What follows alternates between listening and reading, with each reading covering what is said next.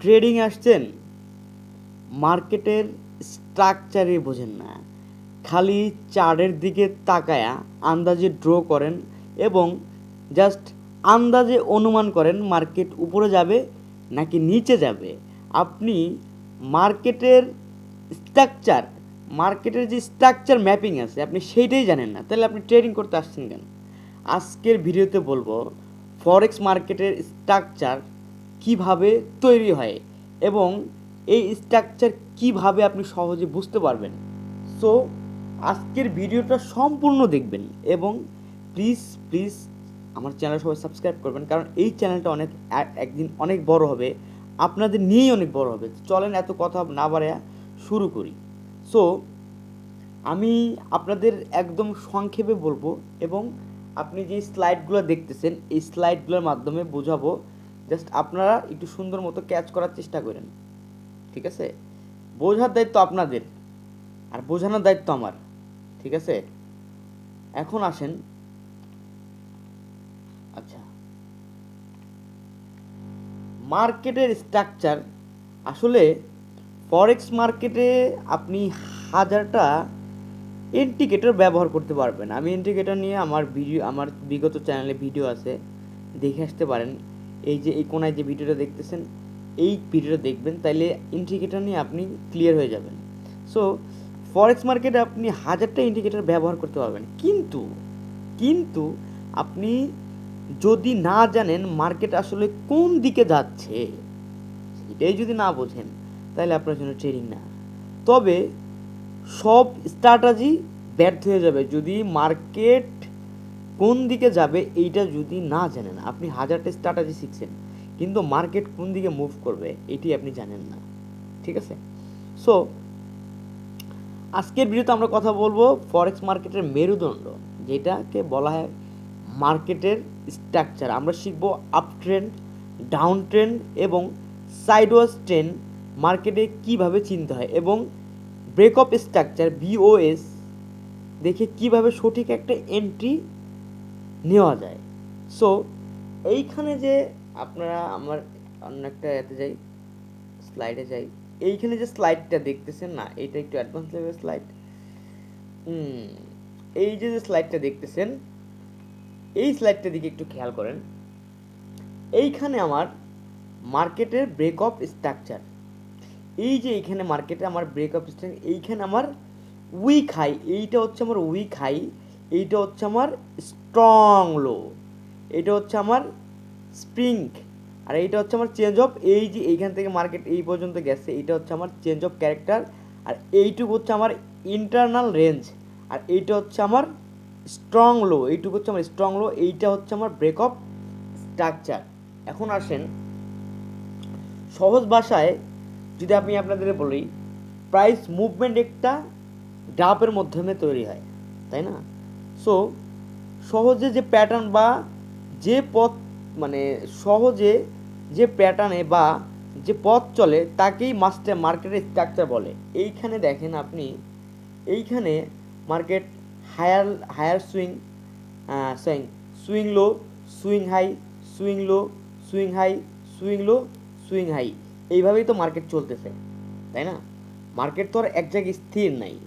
So market কখনোই সোজা পথে চলে না, বরং এটি এই যে যেমন আমি একটু জিগজ্যাগ জিগজ্যাগ বানাইছি, এই যে জিগজ্যাগ জিগজ্যাগ বানাইছি, swing low, swing high, swing low, এইভাবেই মার্কেট কিন্তু চলে।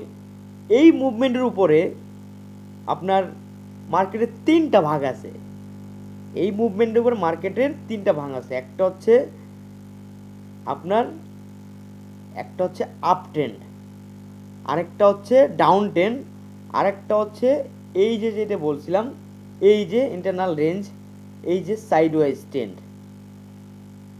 ঠিক আছে?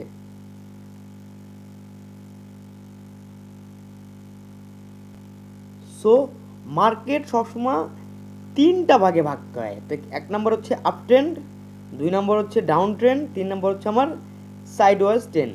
আপনার হচ্ছে বুলিশ, ডাউন ট্রেন্ড হচ্ছে আপনার বেয়ারিশ, সাইড হচ্ছে আপনার কনসালটেশন, ঠিক আছে? সো আপ ট্রেন্ড কীভাবে তৈরি হয়?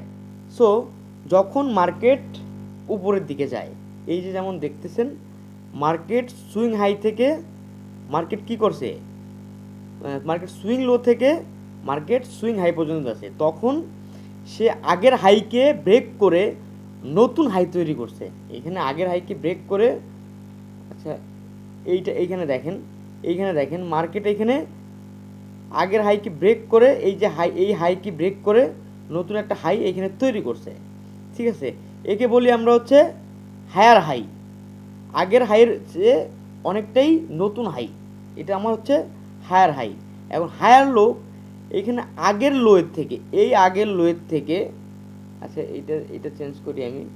এইখানে দেখেন এই আগের লোয়ের থেকে আরও, এই যে যেমন এইখান থেকে এই আগের লোয়ের থেকে আরও বড় লো এখানে বানাইছে, ঠিক আছে। এখানে দেখেন আরও বড় লো এখানে বানাইছে।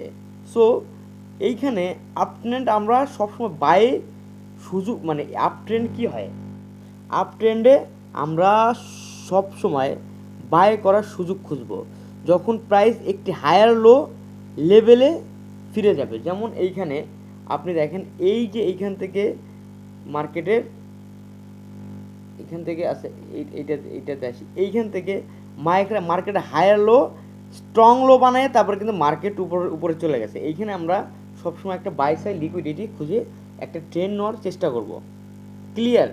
সো ডাউন ট্রেন্ড আসলে কি, মার্কেট যখন নিচের দিকে নামে, এই যে এখানে দেখেন, এই যে মার্কেট যখন নিচের দিকে নামে তখন ক্রমাগত নিচের নতুন একটা লো তৈরি করে। যেমন এইখান থেকে এই লো থেকে এই লো আরও নিচে না, এই লো থেকে এই লো আরও নিচে না, তাইলে আগের হাইয়ের চেয়ে মানে যে লোয়ার হাই সেটা অনেকটাই নতুন হাই তৈরি করবে। সো লো আগের লোয়ের চেয়ে নতুন যেটা তৈরি করবে ওইটা আমরা কি করব, ডাউন ট্রেন্ড আমাদের ফোকাস থাকবে যে এসএল করার দিকে, বিশেষ করে যখন প্রাইস লোয়ার হাইতে একটা জোন কি করবে, রিসেট আসতে থাকবে। যতক্ষণ পর্যন্ত রিসেট না আসবে ততক্ষণ পর্যন্ত আমরা ওইখানেই থাকবো।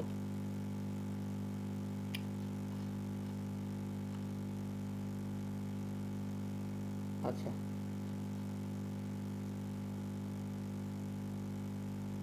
এইখানে একটু দেখেন, এখানে মার্কেটের মুভমেন্ট দেখেন। এখন আসেন ব্রেক অফ স্ট্রাকচার কি, ব্রেক অফ স্ট্রাকচারের কথা তো মোটামুটি সবাই শুনছেন, তাই না? So breakup BOS break of structure বোঝার জন্য একটি ট্রেন লাইন ব্রেক হওয়ার সবথেকে বড় ইম্পর্টেন্ট একটা বিষয়। ব্রেক অফ স্ট্রাকচার বোঝার সবচেয়ে পাওয়ারফুল টুলস হচ্ছে বিওএস। যখন আপট্রেন্ড